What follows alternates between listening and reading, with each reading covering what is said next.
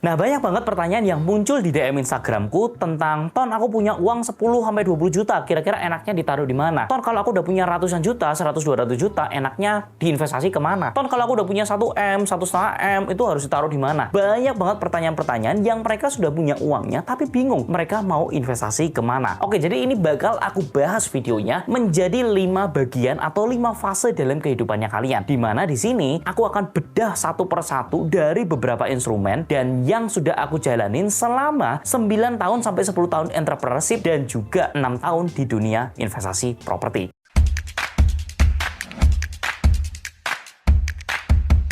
Nah teman-teman, di video kali ini kita akan bahas 5 fase ini berdasarkan uang dan waktunya. Kalau misalkan kalian perhatikan, uang dan waktu ini selalu berbanding lurus. Kalau misalkan uang kalian sudah sangat banyak, tapi waktunya kalian itu sudah tidak ada, ujung-ujungnya uang yang kalian investasikan itu akan mendapatkan return yang sangat minim. Karena kalian tidak menukarkan waktu kalian. Tapi di fase-fase tertentu, uang kalian itu masih sangat minim. Yang harus kalian tukarkan adalah apa? Waktunya kalian supaya bisa meningkatkan uangnya perform jauh lebih besar lagi. Nah, kita akan mulai di fase yang pertama, yaitu fase di mana kalian itu punya uang 10, 20, sampai 30 jutaan. Nah, di fase-fase ini yang harus kalian lakukan adalah apa?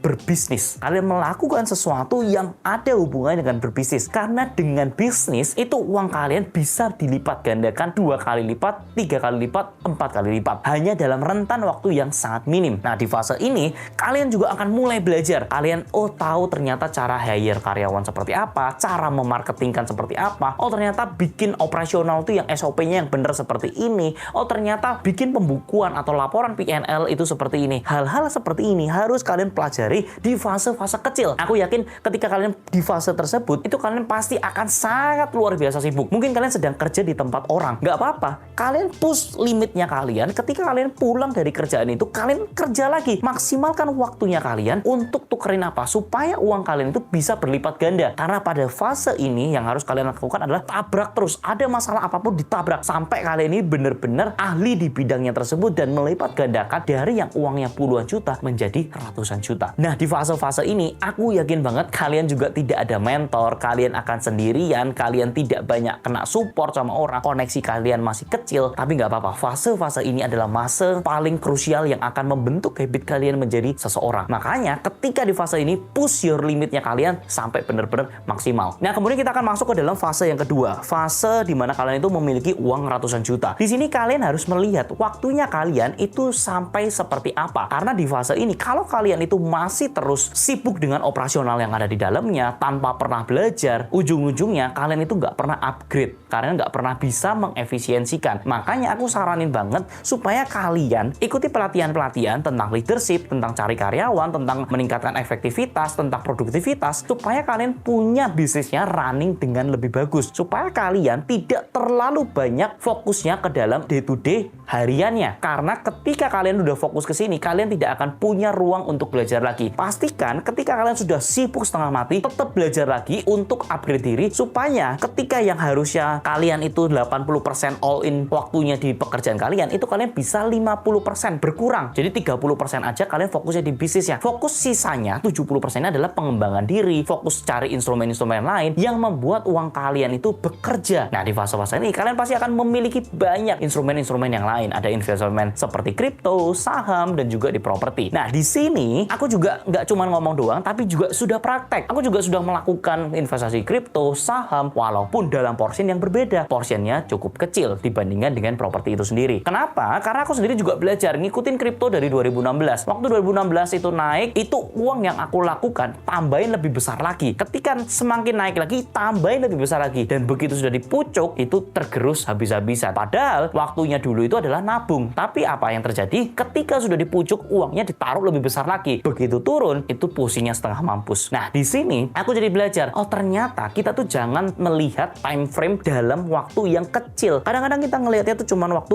kita 1 tahun ini ngerasa naiknya tuh luar biasa. Harusnya aku bisa ikut dari dulu. Tapi ketika kita ikut dan masuk yang lebih besarnya di waktu dipucuk, ujung-ujungnya kita bakal turun lebih besar. Nah, ini yang aku pelajarin. Ternyata kita harus melihat di time frame yang lebih besar lagi. Apakah aku aku masih melanjutkan untuk investasi di kripto? Yes, aku masih melakukan DCA tapi di Bitcoin, dan itu yang sebelumnya itu sudah aku jual dulu. Jadi 2018 aku merasa nggak ada harapan, akhirnya aku jual, dan di 2020 itu naik luar biasa. Dan naiknya ini aku sama sekali belum beli. Ketika sudah mulai turun baru aku mulai DCA. Tapi ya teman-teman, porsinya dalam uang yang sangat kecil, 5-10% aja. Nah, ini yang aku coba, dan ternyata setelah dilihat dari time frame-nya itu memang ada kenaikan yang cukup besar dalam waktu beberapa tahun ini. Nah, tapi yang jadi concernku adalah aku tidak berani untuk memasukkan uang 90% ke dalam instrumen yang seperti ini, yang menurutku masih terlalu volatile. Jadi aku sendiri juga nggak berani, dan aku ngerasa banyak sebagian orang di sana juga nggak berani bisa all in sampai 90% atau 100% atau bahkan sampai dengan kalian berhutang untuk masuk ke dalam instrumen ini. Nah, kemudian apakah aku coba masukin ke saham? Yes, aku juga masukin. Aku juga coba untuk DCA, karena pada waktu itu banyak bilang, oh di saham enak nih. Kalau kita ngelihat dari perbankan, dari dulu itu sampai sekarang naiknya 20%. Nah, itu aku juga terinspirasi. Akhirnya aku coba mulai DCA, masukin.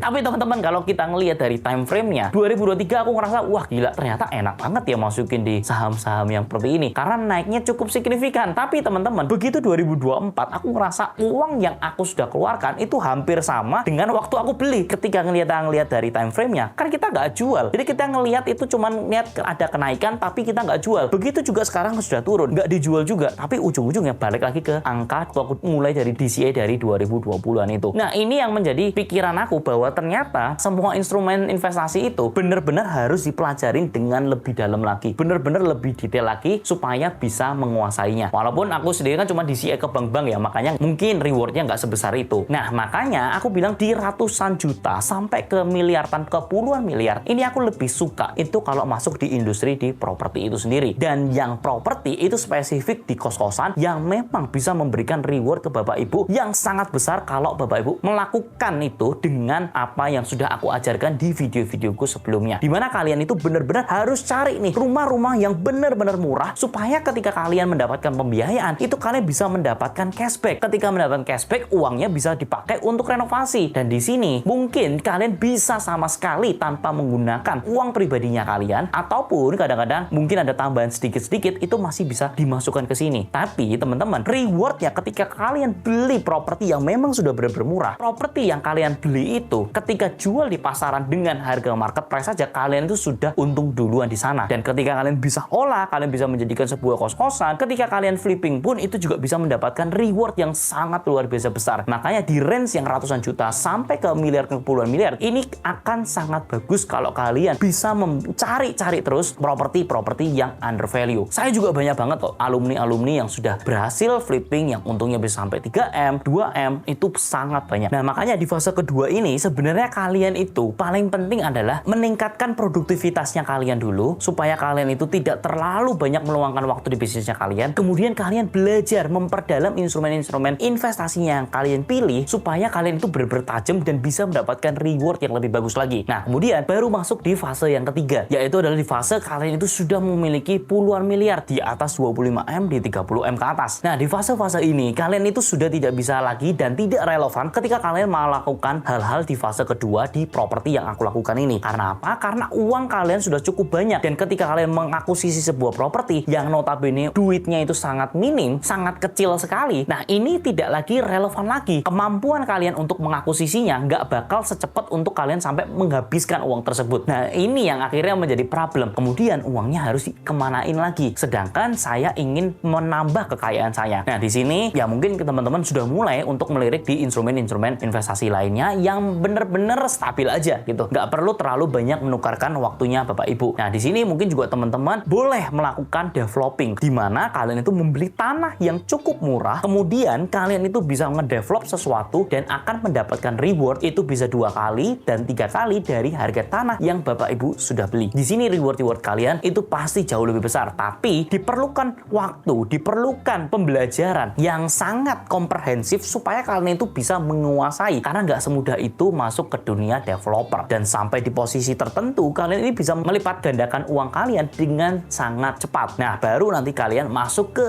fase berikutnya. Yang ini aku sudah banyak pelajarin itu dari konglomerat, dimana kalau misalkan kalian sudah masuk di ratusan M, kalau aku ngelihat dan tanya ke Pak Hermanto, beliau itu selalu menyarankan untuk masukkan ke dalam bisnis. Puterin semuanya ke dalam bisnis, gedein bisnisnya, perputaran digendutin sekalian, ditingkatkan terus kinerjanya supaya perusahaan ini jadi gendut dan akhirnya bisa IPO. Dan di sini Bapak Ibu, kalian akan bisa mendapatkan reward dengan sangat besar. Karena apa? Karena kalian nggak perlu bayar pajak yang besar. Kebanyakan dari kita, kalau misalkan developer pun jual beli untung berapa sih? Paling 20-30%. Kalau tanahnya murah banget, baru kalian itu bisa untung sampai 50%. Tapi kan biaya pajaknya untuk mendapatkan itu gede banget. Bapak Ibu harus jual beli, ketika beli tanahnya harus bayar pajak, ketika nanti jualan juga kena pajak, bahkan kena PPN lagi 11% dari nilai jualnya. Itu kan nilainya sangat besar. Gimana kalau misalkan bisa menghasilkan sebuah cash flow yang sangat luar biasa besar? Nah, di sana kalian bisa tarik atau kalian bisa exit sedikit uangnya dari apa? Dari IPO-nya tersebut. Nah, di sana kalian bisa dapatkan uang yang sangat besar dengan minimum biaya. Nah, di level-level ini butuh kemampuan khusus buat kalian itu bisa meng-hire orang yang tepat, kalian bisa mengakuisisi perusahaan yang baik, kemudian kalian bisa meng-IPO-kan perusahaannya dengan sangat bagus. Ini butuh pembelajaran yang cukup komprehensif juga. Baru nanti di tahap terakhirnya, ketika kalian sudah punya triliunan, itu aku tanya nih ke